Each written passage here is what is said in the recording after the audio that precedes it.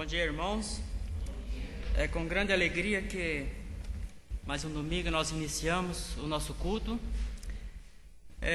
Me chamou a atenção quando eu fui convidado para estar dirigindo o culto.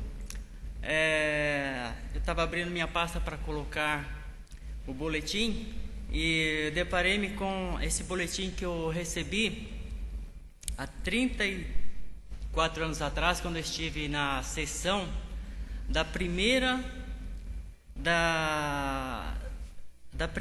uma cópia da primeira sessão realizada no centenário das igrejas batistas no Brasil, em 1882. Então, isso aqui é uma cópia que eu tenho no centenário dos batistas, quando eu participei em 1982. Então, só para os irmãos terem ideia de quanto tempo que nós, os evangélicos, aqui no Brasil, estamos participando e louvando ao Senhor. Então, que nós possamos continuar adorando ao Senhor, louvando a Deus, com o mesmo ímpeto que aqueles irmãos começaram, que nós possamos continuar com nossos corações alegres, louvando ao Senhor. E nós vamos, neste momento, ler no Salmo 145:3, que diz assim: grande é o Senhor, muito digno de louvor, e a sua grandeza inescrutável. Vou pedir que os irmãos que nós possamos repetir esse salmo que está no boletim. Vamos ler todos juntos. Grande é o Senhor, muito digno de louvor, e a sua grandeza inescrutável. Salmo 145, versículo 3. Nós vamos neste momento entoar o hino número 43, Tu és digno. Wesley, nos serve pedir para a irmã Cristina que ela possa estar dirigindo, fazendo favor.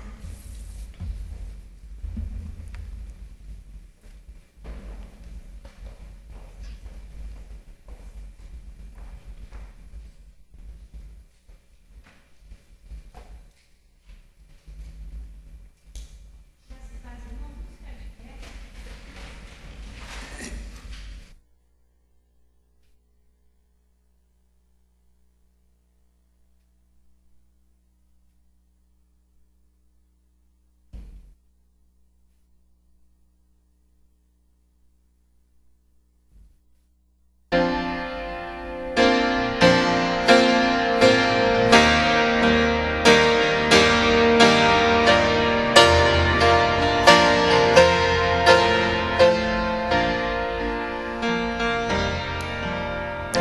tu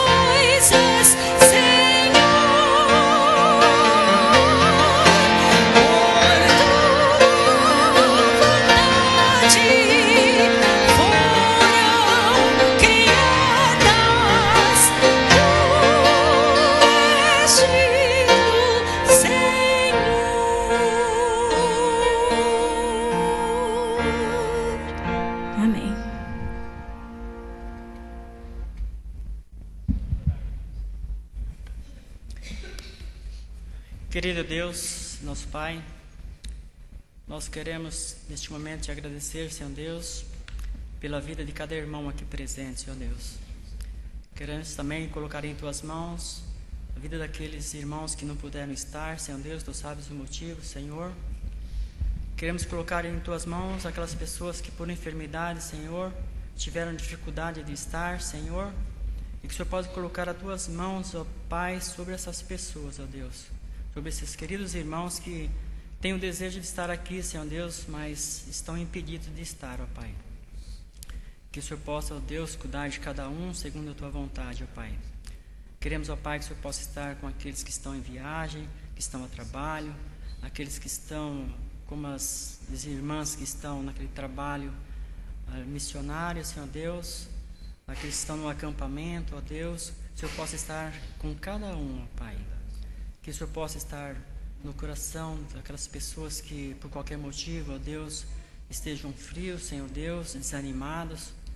Que o Senhor possa tocar em seus corações, que eles possam sentir o desejo de estar te buscando, estar te louvando, Senhor Deus, e poder, Senhor Deus, estar junto conosco, ó Pai, porque sabemos que, por mais que eles falem, não, mas eu estou com Deus, mas nós devemos estar juntos, ó Deus, para que nós possamos louvar e engrandecer o Teu nome, Senhor Deus, uns com os outros, ó Pai, porque sozinhos nós não somos nada, ó Pai, nós precisamos dos irmãos para nos fortalecer, ó Pai. Te pedimos pelo andamento deste culto, ó Deus, que o Senhor possa estar nos ajudando, ó Pai, que o Senhor possa estar dirigindo, ó Pai, que nós possamos ser instrumento em Tuas mãos, ó Pai. Que o Senhor possa estar com o pastor que vai trazer a Tua palavra, Senhor Deus, que possa vir de encontro com as nossas necessidades, ó Deus, que possa, ó Deus, falar aos nossos corações. Te peço, ó Pai, para aqueles que ainda não puderam chegar, Senhor Deus, que o Senhor possa estar com eles, ó Pai, e que eles possam estar aqui conosco ainda, Senhor Deus, para que nós possamos aprender mais e possamos juntos estar ainda louvando o Teu santo nome. Nós pedimos e agradecemos em nome de Jesus. Amém. Amém. Podemos assentar, irmãos.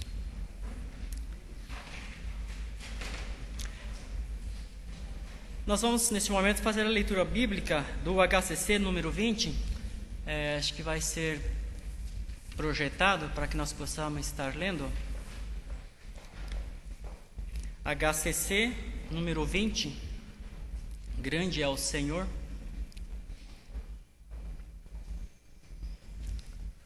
Já está.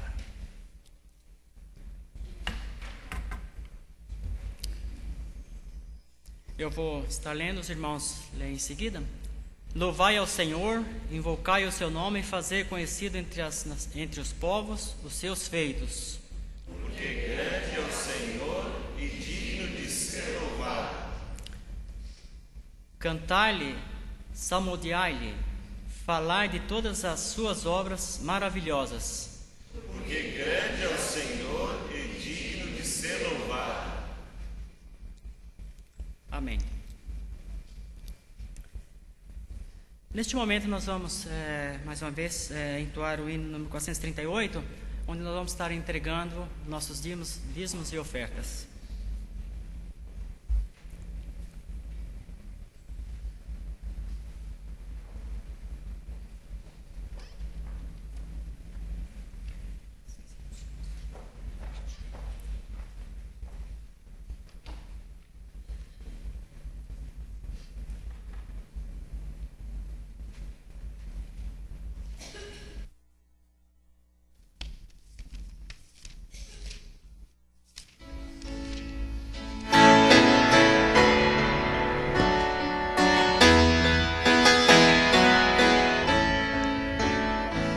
Quero ser um vaso de bênção, sim, um vaso escolhido por Deus, para as novas levar aos perdidos, boas novas que vêm lá dos céus. Tudo consagro-te agora, Senhor, vou proclamar a mensagem de amor. No teu serviço é ser um vaso de bênção, Senhor.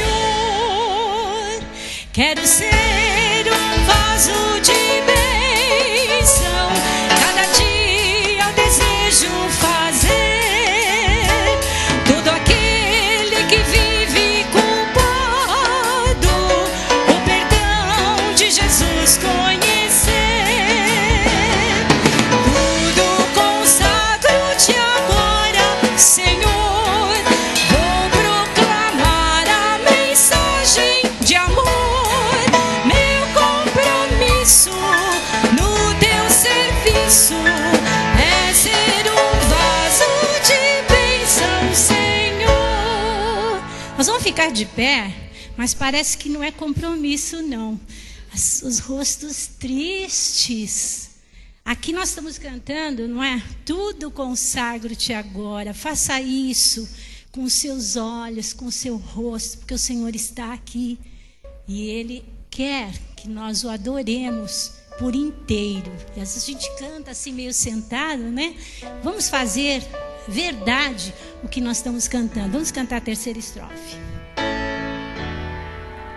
Para ser um vaso de bênção, é preciso ser sempre leal. É preciso ter fé e pureza que nos vem do poder divinal. Tudo consagro-te agora, Senhor. Vou proclamar a mensagem de amor. Meu compromisso no teu serviço é ser um vaso de bênção, Senhor. Amém. Os irmãos podem se sentar.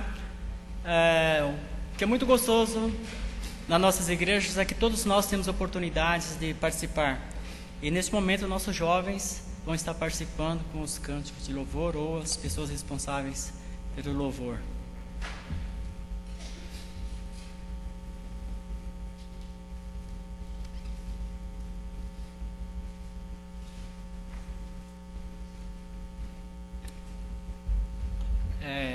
Enquanto os jovens vão vir à frente, eu vou pedir para que o irmão Celso possa estar orando, agradecendo pelos dízimos e ofertas.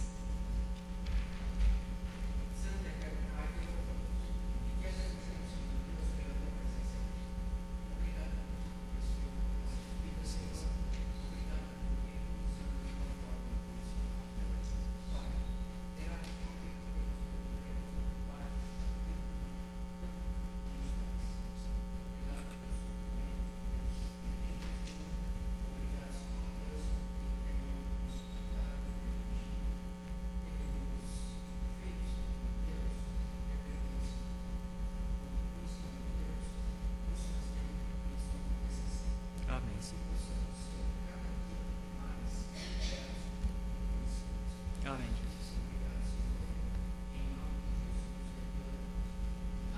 Amém. Muito obrigado, jovens, podem prosseguir.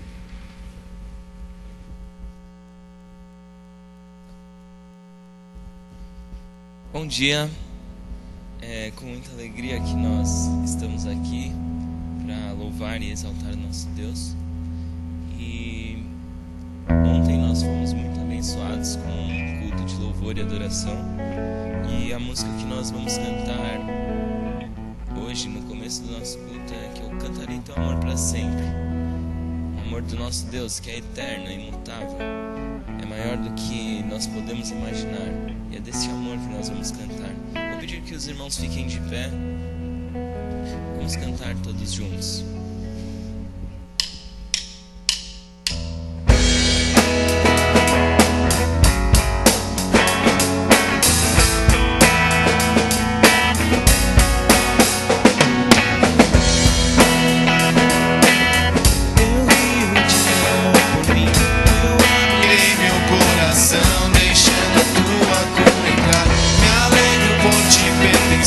Levantarei as minhas mãos, teu amor me alcança e me faz louvar-te. Cantarei teu amor pra sempre. Cantarei teu amor pra sempre. Cantarei teu amor pra sempre. Cantarei teu amor pra sempre. Os montes correm para o mar, de amor, eu abrirei meu coração, deixando a tua glória. Me alegro por te pertencer, levantarei as minhas mãos. Teu amor me alcança e me faz louvar-te. Cantarei teu amor para sempre. Cantarei teu amor para sempre. Cantarei teu amor para sempre.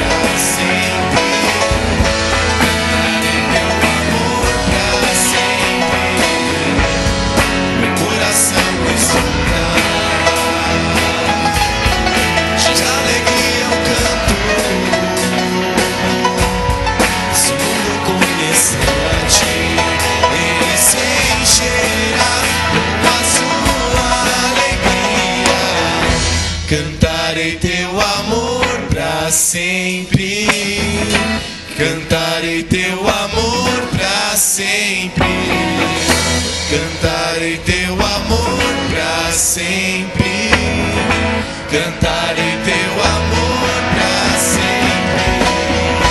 Cantarei teu amor pra sempre. Cantarei teu amor pra sempre. Cantarei teu amor pra sempre. Cantarei teu amor pra sempre. Amém. Nós não devemos só cantar, nós devemos viver este amor. Em primeiro lugar, amar ao nosso Deus. Em segundo lugar, ao nosso próximo como a nós mesmos. Então cumprimente seu irmão, agradeça porque ele está aqui e diga que você ama seu irmão.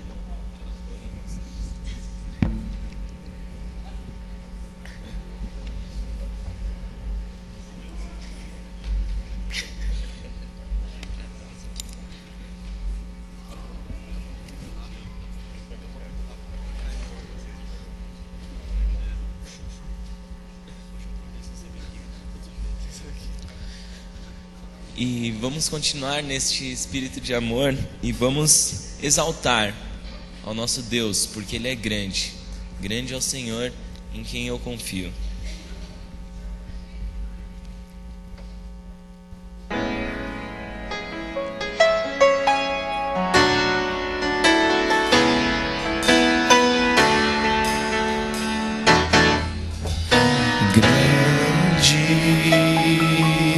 É o Senhor e muito digno de louvor. Na cidade do nosso Deus, seu santo monte, a alegria de toda a terra.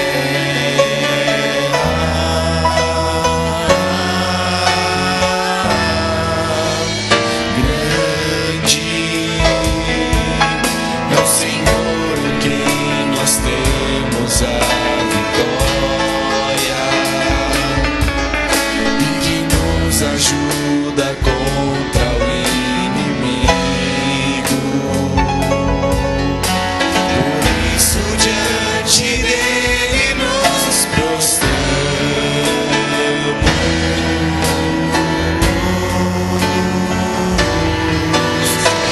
Queremos o seu nome engrandecer e agradecer-te por tua obra em nossas vidas. Confiamos em teu infinito amor, pois só tu és o Deus eterno sobre toda a terra e céu.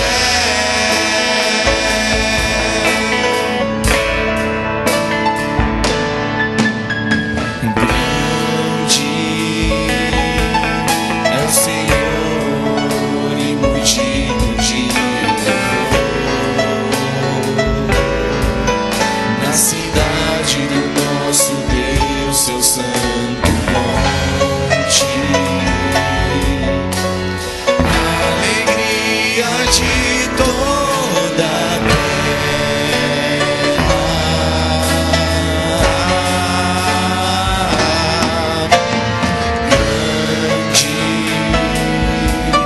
é o Senhor em quem nós temos a vitória.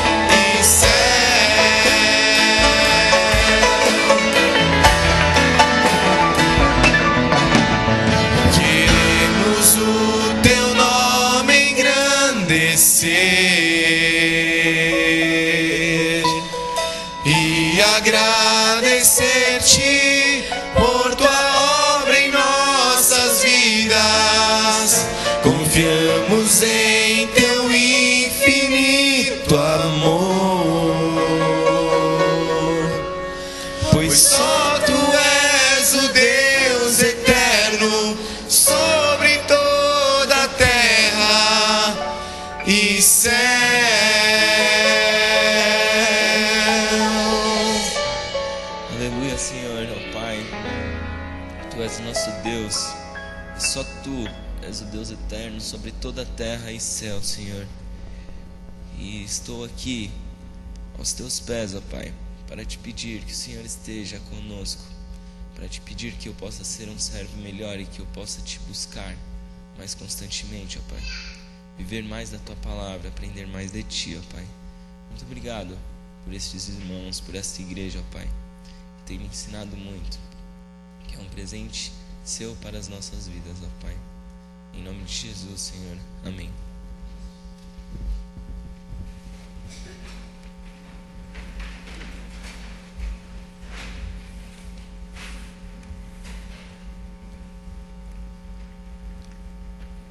Porque foste comprados por bom preço.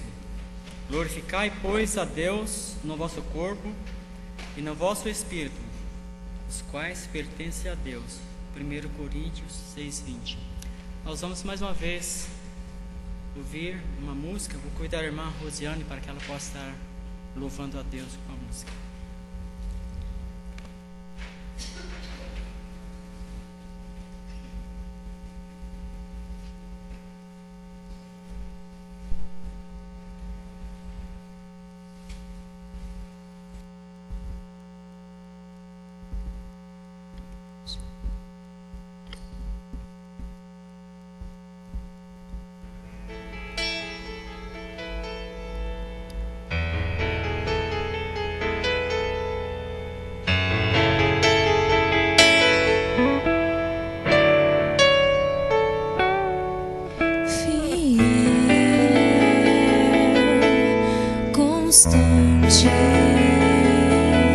Tão cheio de amor, tão poderoso, meu Senhor, me abraças, me sondas, conheces meu andar e gosta de me ouvir cantar. Eu sei que estás comigo, eu sei que estás comigo, eu sei que não me deixas sozinho em minhas lutas. Eu sei que vens agora pra gravar em meu coração que tu és minha salvação.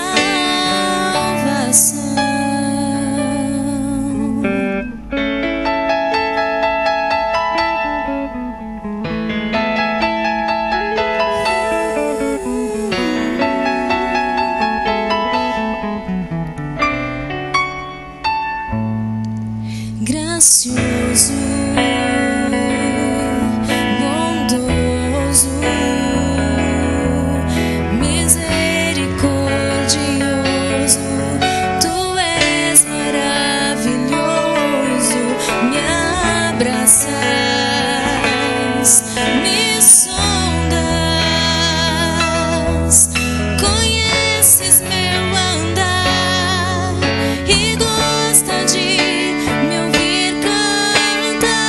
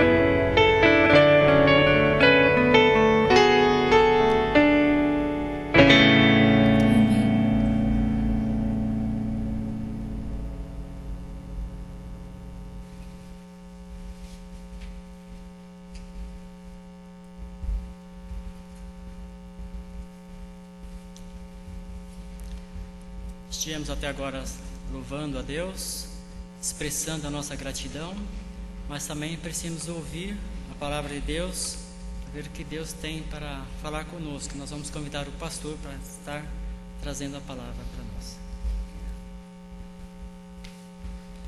Graça e paz, irmãos. Graças a Deus pela obra que Deus tem feito nas nossas vidas. Uma das coisas que eu fico contente é que ontem os nossos adolescentes fizeram um trabalho aqui na igreja, um evento, convidaram muitos amigos e nós tivemos a representação de muitas igrejas ontem. Eu não contei, mas tinha pelo menos mais de 10 igrejas representadas aqui ontem no trabalho que eles fizeram. Foi muito especial, com o tema Experiência com Deus. E saíram daqui, era quase meia-noite, acho, era por aí, né? Que eles saíram daqui e ainda foram brincar, foram andar de patins, passear, mas agora cedo estavam aí dirigindo louvor junto conosco. Então isso traz bastante alegria para a gente saber que eles estão responsáveis, fazendo a parte deles, da maneira deles e junto conosco também. Às vezes estamos junto com eles até meia-noite, às vezes um pouco cansados, né? Mas aí de manhã, quando a gente acorda, eles estão aqui conosco, então é muito bom, traz alegria para a gente. Eu gostaria de compartilhar a palavra de Deus com os irmãos, que está no livro de Neemias. E falando desse Deus tão grande, Neemias conta uma história muito importante de um tempo em que Deus está dirigindo a história da humanidade, principalmente e mais especificamente a história do povo de Israel. Moisés tinha sido instrumento de Deus para tirar o povo de Israel do Egito, da escravidão, e o povo de Israel então vai sendo encaminhado para a sua própria terra, para se tornar uma nação onde tem o seu povo, onde tem o governador que deveria ser o próprio Deus, onde tem a sua terra, a lei que foi dada durante a caminhada lá no monte. Então tudo estava acertado para que o povo se formasse como uma nação em todos os sentidos. E o povo errante e o povo obstinado, cheio de pecado, Deus precisa corrigi-los, dá muito trabalho, até que eles chegam à terra prometida e Josué os acompanha, porque Moisés pecou, não pôde continuar. E Josué consegue colocar o povo no seu lugar, mas o povo continua pecando. E apesar de já estar na sua terra, de Deus ter cumprido todas as promessas, agora Deus precisa falar através dos profetas, dizendo: se vocês não se corrigirem, então a situação não vai ficar boa para vocês, eu vou puni-los, eu vou trabalhar para corrigi-los. E então os profetas avisam que o cativeiro vai vir, que eles vão sair da sua terra de novo, vão se tornar escravos novamente, mas o povo não se corrige, o pecado continua. Então a promessa de Deus se cumpre. Deus havia dito que eles ficariam 70 anos cativos, e isso tornou-se realidade. Nós conhecemos a história de alguns, entre eles Daniel, que a gente tem falado ultimamente. Daniel está lá então preso como escravo em outra terra, tendo que servir a outro rei, com outros costumes, e tendo que se esforçar muito para que ele não perca a sua fé, nem o seu relacionamento com Deus. E nós vemos que isso se estendeu bastante, e agora o Império Medo-Persa, que dominou todas aquelas terras, e esse homem chamado Neemias está ali no palácio. Eu não sei quantos anos Neemias tinha, mas acho que ele tinha menos de 70 anos. Servia ainda como copeiro do rei. Era o homem que levava principalmente a bebida para o rei. Então era um homem que tinha um acesso muito importante. Nós vamos ver nessa história um fato interessante, que num dos eventos, como esse aqui que nós vamos ler, a rainha está presente. Então significa que era um evento um pouco mais aconchegante, um pouco mais íntimo. E o copeiro do rei tinha a função de levar a bebida do rei, tendo-a experimentado antes, para ver se não tinha nenhum problema, né? Então o rei sempre devia a sua vida ao copeiro, que tomava a bebida para ter certeza de de que não tinha nenhum problema. Então, se o copeiro está vivo ainda, então o rei pode tomar a bebida.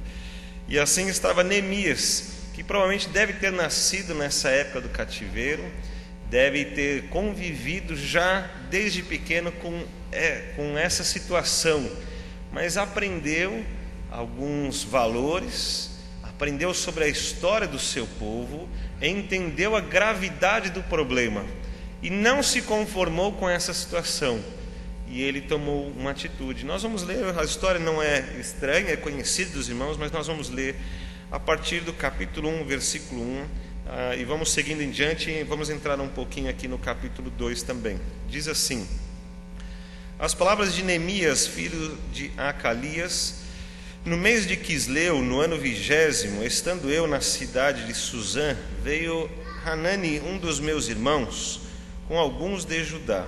Então lhes perguntei pelos judeus que escaparam e que não foram levados para o exílio e acerca de Jerusalém. Disseram-me: os restantes que não foram levados para o exílio e se acham lá na província estão em grande miséria e desprezo. Os muros de Jerusalém estão derribados e as suas portas queimadas. Tendo eu ouvido estas palavras, assentei-me e chorei, e lamentei por alguns dias, e estive jejuando e orando perante o Deus dos céus. E disse: ah, Senhor, Deus dos céus, Deus grande e temível, que guardas a aliança e a misericórdia com aqueles que te amam e guardam os teus mandamentos. Estejam, pois, atentos os teus ouvidos e os teus olhos abertos para acudires à oração do teu servo, que hoje faço a tua presença dia e noite pelos filhos de Israel, teus servos. E faço confissão pelos pecados dos filhos de Israel, os quais temos cometido contra ti, pois eu e a casa do meu pai temos pecado. Temos procedido de todo corruptamente contra ti. Não temos guardado os mandamentos, nem os estatutos, nem os juízos que ordenaste a Moisés, teu servo. Lembra-te da palavra que ordenaste a Moisés, teu servo, dizendo: se transgredires, eu vos espalharei por entre os povos. Mas se vos converterdes a mim e guardardes os meus mandamentos e os cumprirdes, então, ainda que os vossos rejeitados estejam pelas extremidades do céu, de lá os ajuntarei e os trarei para o lugar que tenho escolhido para ali fazer habitar o meu nome. Estes ainda são os teus servos e o teu povo que resgataste com o teu grande poder e com tua mão poderosa. Ah, Senhor, estejam, pois, atentos os teus ouvidos à oração do teu servo e a dos teus servos que se agradam de temer o teu nome. Concede que seja bem sucedido hoje o teu servo e dá-lhe mercê perante este homem. Nesse tempo eu era copeiro do rei. No mês de Nisã, no ano 20º do rei de Artaxerxes, uma vez posto o vinho diante dele, eu tomei para oferecer e lhe dei. Ora, eu nunca antes estivera triste diante dele. O rei me disse: por que está triste o teu rosto, se não estás doente? Tem de ser tristeza do coração. Então temi sobremaneira e lhe respondi: viva o rei para sempre. Como não me estaria triste o rosto, se a cidade onde estão os sepulcros dos meus pais está assolada e tem as portas consumidas pelo fogo? Disse-me o rei: que me pedes agora? Então orei ao Deus dos céus e disse ao rei: se é do agrado do rei, e se o teu servo acha mercê em tua presença, peço-te que me envies a Judá, a cidade dos sepulcros dos meus pais, para que eu a reedifique. Então o rei, estando a rainha assentada junto dele, me disse: quanto durará a tua ausência? Quando voltarás? Aprove ao rei enviar-me e marquei certo prazo. Vamos ler até aqui. A resposta positiva do rei. Se você continuar lendo, você vai ver que Neemias foi ousado, ainda pediu cartas de autorização do rei para que ele pudesse passar por entre outros povos e outros lugares e pudesse chegar guardado pela autoridade do rei até a sua cidade. Pediu cartas para que pessoa que tomava conta das matas do rei, liberasse madeira para que ele pudesse cortar e levar madeira até Jerusalém, para que lá pudessem ser reconstruídos os muros. Esdras já tinha voltado para lá, já estava reconstruindo o templo, mas tinha um problema. Justamente porque estavam reconstruindo o templo, os inimigos vizinhos já olharam com maus olhos e disseram: lá está crescendo esse povo outra vez, vamos destruí-los para que não governem sobre nós. Então já estavam armando a destruição de Jerusalém novamente, e uma das coisas que ajudaria muito a reconstrução de toda a cidade seriam os muros de defesa. Então Neemias entende essa necessidade e vai buscar o rei para que ele possa fazer essa reedificação. O texto não diz se ele tinha algum conhecimento em outra área. Eu não sei se ele era só copeiro e foi dar uma de engenheiro também. Não sei se ele já tinha algum conhecimento, se nas horas vagas ele fazia algum plano, algum trabalho na sua casa e por isso ele entendia de construção. Não sei se ele tinha feito um MBA de liderança para falar: eu vou lá para Jerusalém e vou governar aquele pessoal todo, vou ser o governador daquela cidade até que os muros estejam reconstruídos. Mas eu sei que ele chorou muito, lamentou muito como estava o seu povo e disse: eu preciso fazer alguma coisa. Eu não sei se ele se achava em condições, mas ele disse: eu preciso fazer alguma coisa. Isso para mim foi uma grande lição que ele deixou para a minha vida. Eu queria que você pudesse aprender com Neemias também. Quando ele se lamentou e recebeu as notícias de Jerusalém, estavam próximos de se cumprir os 70 anos da promessa de Deus. Também não sei se ele tinha noção dos 70 anos, e dessa forma talvez ele estivesse preocupado. Deus falou que em 70 anos o povo estaria lá, e eu estou vendo que Jerusalém, tentando se reconstruir, vai estragar tudo de novo. Daqui a pouco os inimigos vão destruir e a gente vai continuar aqui. E como as promessas de Deus vão ser cumpridas? Então ele tenta achar um caminho para que ele possa ser instrumento de Deus, para que a promessa de Deus se cumpra. Ele não falou assim: agora eu vou ficar sentado, porque foi promessa de Deus, agora é só esperar Deus fazer as coisas. Mas ele disse: eu vou ser a maneira pela qual Deus vai fazer e cumprir a sua promessa. Então ele vai buscar o rei.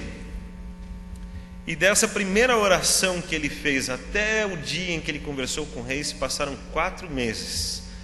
Nesses 4 meses ele disse que a oração dele foi incessante. Noite e dia ele buscou a Deus em oração. 4 meses. Eu não sei quanto tempo a gente costuma gastar em oração por algumas coisas. Sei que alguns irmãos oram anos esperando algumas coisas muito importantes para a sua vida. Mas normalmente a gente não tem muita paciência. Mas eu já falei com Deus, eu já queria que fosse desse jeito, por que Deus não está fazendo isso? Alguns de temperamento mais pragmático, então, têm mais dificuldade de lidar com essa situação. Mas eu já orei para Deus 3 vezes e ainda não aconteceu nada. Já fui lá na frente, o pastor já orou, já orei em casa, já fiz jejum, já li a Bíblia, já conversei com Deus, já expus e as coisas não acontecem. Eu acho interessante que Neemias não estava preocupado com quanto tempo ele tinha que orar, mas ele estava preocupado como Deus ia realizar a sua promessa e como Neemias ia participar do cumprimento da promessa de Deus. Então ele vai até o rei, e naquele dia ele está triste. E um escravo triste corria o risco de perder a sua vida. Bom, você é um escravo, você tem que servir, e você está nesse palácio onde você tem todas essas coisas, e você tem o privilégio de servir o rei diretamente, e você não está feliz? É simples, a gente corta seu pescoço e põe outro no lugar, né? Muito rápido de resolver isso. Então Neemias correu um grande risco, mas ele estava triste aquele dia, e o rei conversou com ele. E o rei tinha uma afinidade, não sei se você percebeu, porque o rei notou: você nunca esteve triste. Como Neemias foi um homem importante para o rei notou. Neemias então não era apenas um serviçal, mas o rei notou: você está triste hoje, você nunca esteve assim. Então Neemias se arrisca a falar da sua cidade, e ousadamente, depois de 4 meses de oração, ele coloca diante do rei a sua expectativa. E o rei pergunta: então o que você quer? Ele fala: eu quero ir, mas tem um problema, quem é que agora vai cuidar do rei? Porque esta função de Neemias é uma função de confiança muito grande. Então a primeira pergunta que o rei faz é assim: você volta quando? Quanto tempo você vai ficar fora? Vamos acertar isso primeiro. O rei estava preocupado consigo, mas é claro que a obra de Deus foi feita. O rei se compadeceu de Neemias, ouve o pedido de Neemias e responde positivamente, mandando então para o seu trabalho. Depois, enquanto ele está lá, o prazo é impossível de se cumprir. Quando Neemias começa a fazer o trabalho, não dá para voltar agora, e ele faz acordos com o rei, Deus o abençoa, e ele consegue, como governador de Jerusalém, trabalhar para que os muros fossem reconstruídos. Mas essa oração que Neemias faz é algo muito intenso, muito forte, porque ele não cobra Deus, como eu tenho visto em algumas orações, onde as pessoas parecem que são mais importantes do que Deus, né? Mas Neemias se põe no seu lugar e diz assim: olha, eu e os meus, nós pecamos. Ele confessa o seu pecado. Ele diz: se nós estamos aqui, foi justo o que o Senhor fez. Estamos aqui porque pecamos. Mas agora precisa haver uma restauração, e começa em nós, quando nós confessamos o nosso pecado, quando nós percebemos o nosso erro e nós reconhecemos que o Senhor estava certo. Aí então há a grande oportunidade de Deus fazer a sua parte. Esse reconhecimento é muito importante e difícil para o ser humano, ainda mais nessa fase do grande hedonismo que nós temos vivido, da satisfação, de não se arrepender de nada do que é feito. Como nós vamos dizer para Deus: eu confesso o meu erro, o meu e dos meus irmãos, da minha família, se coloca diante de Deus por todo o povo? Isso é totalmente contrário àquilo que nós temos aprendido hoje. Mas aqui está um lamento de Neemias, uma oração, um reconhecimento daquilo que ele fez, mas com a certeza daquilo que Deus pode fazer, que Deus podia perdoá-los. Essa é a primeira coisa. Segundo, que Deus poderia reconstruir. Mas eu fico pensando, o que seria reconstruir Jerusalém? Reconstruir Jerusalém também significava honrar o próprio Deus. Não significava apenas: olha, nós somos o povo, nós somos fortes, nós conseguimos as coisas. Eles estavam escravos, e Neemias falar com o rei poderia então significar a sua morte. Isso significa então que eles estavam sem chance nenhuma, e toda a conquista deles era baseada na fé do que Deus podia fazer e não do que eles podiam, porque eles já não podiam fazer nada. Até para falar com o rei, a vida deles estava em jogo. Então todas as vitórias, desde a mais simples até a maior, desde falar com o rei até terminar a reconstrução de Jerusalém, tudo isso foi obra de Deus, que eles confiaram, esperaram, e Deus os abençoou. Agora, um fato importante que eu queria dividir com os irmãos é que no versículo 11 diz assim: Senhor, estejam pois atentos os teus ouvidos à oração do teu servo e a dos teus servos que se agradam de temer o teu nome. Neemias não estava sozinho, ele sabia que mais pessoas estavam orando, que estavam buscando a Deus juntos, que estavam buscando a Deus não como quem determina algo sobre Deus, nem que usa a própria autoridade, mas alguém que busca a Deus em temor, reconhecendo a autoridade de Deus. E quando buscam a Deus nessa sinceridade, então há uma grande diferença. Charles Spurgeon diz o seguinte, que num encontro de pessoas com desejos obscuros, pode haver mais oração verdadeira do que na grande assembleia, onde há uma grande capacitação, mas ao mesmo tempo não há a agonia do desejo. Eu fiquei vislumbrado com esta frase de Charles Spurgeon. Quando ele não está diminuindo aquilo que acontece aqui na nossa reunião, no nosso encontro, mas ele está valorizando ainda mais aquela oração que fazemos quando estamos juntos, quando fazemos nas pequenas reuniões, quando fazemos na nossa casa, entre os nossos queridos, quando oramos às vezes sozinhos, trancados dentro do nosso quarto, como diz Mateus 6, quando buscamos a Deus nessa agonia, naquele pedido mais intenso, de coração totalmente prostrado diante de Deus, quando há realmente um choro, um lamento, aquela coisa mais íntima com Deus. Charles Spurgeon não está dizendo que o que nós fazemos aqui na igreja não vale. Ele está dizendo que isso aqui tem valor, mas ele está dizendo que há algo mais profundo ainda quando estamos nessa intimidade com Deus. Isso quer dizer, irmãos, que nós temos incentivado a todos nós crescermos mais na intimidade e num relacionamento mais profundo com Deus.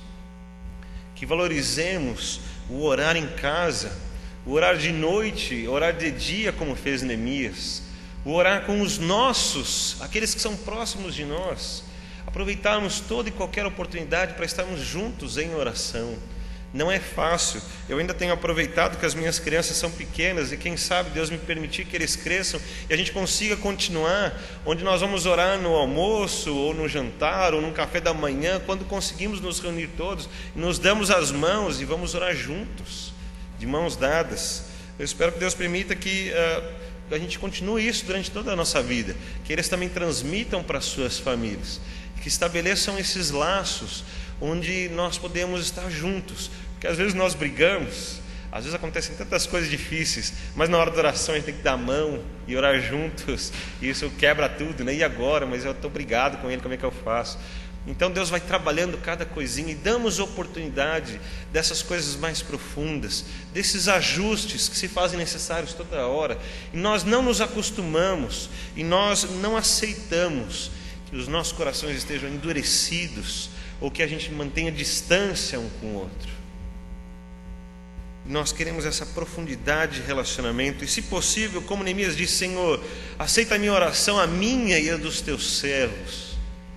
Tem uma grande lição também aqui, para orarmos juntos, não só na grande assembleia, como fazemos normalmente à noite, fazemos de manhã às vezes, mas lá quando estamos juntos e mais próximos, quando estamos nos pequenos encontros, na quinta-feira à tarde, na quinta-feira à noite, quando nos reunimos ali no gabinete, os irmãos me procuram: pastor, eu não sei como fazer, nós oramos ali. Há um grande ensino para você buscar a sua família e orar, e buscarem juntos ao Senhor.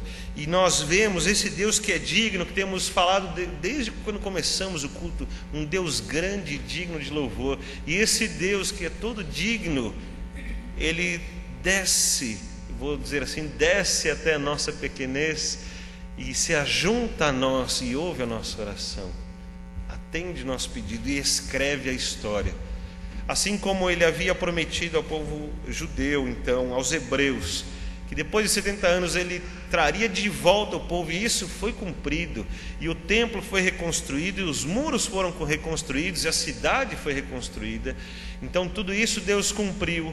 Então aquilo que Deus tem como propósito para as nossas vidas será cumprido, principalmente se eu estiver nesta vontade de Deus para ser esse instrumento.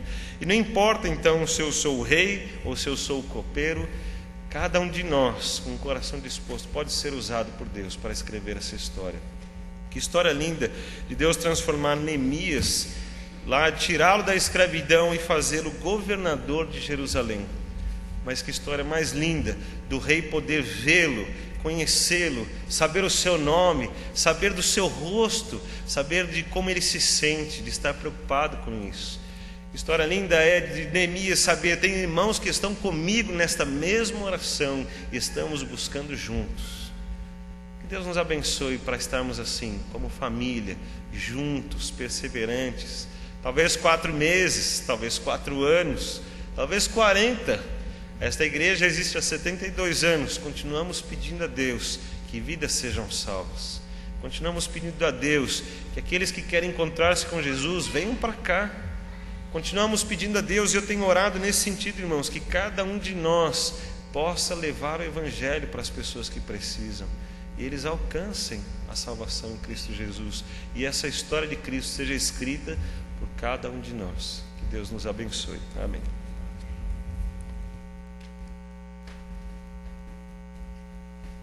Obrigado, pastor, pela palavra. Pastor, falando aí sobre a oração de Neemias. No início eu falei sobre aquele boletim que eu peguei em 1982. em Salvador, no Centenário dos Batistas, e lá logo abaixo descreve que saíram alguns irmãos, relataram o nome dos irmãos, que eu não vou falar, não vou ler para os irmãos, que de Santa Bárbara, aqui na cidade perto da Americana, da província de São Paulo, e foram para a Bahia e abriram uma igreja ali. Para eles saírem daqui para até lá, o que eles fizeram? Com certeza, a oração. Eles simplesmente não saíram daqui de qualquer forma, de qualquer jeito, e foram para lá sem que eles não estivessem orando. Então, a oração é tudo para cada um de nós. Neste momento, eu quero convidar o responsável pela Escola Bíblica Dominical para que estivesse dando sequência no culto desta manhã.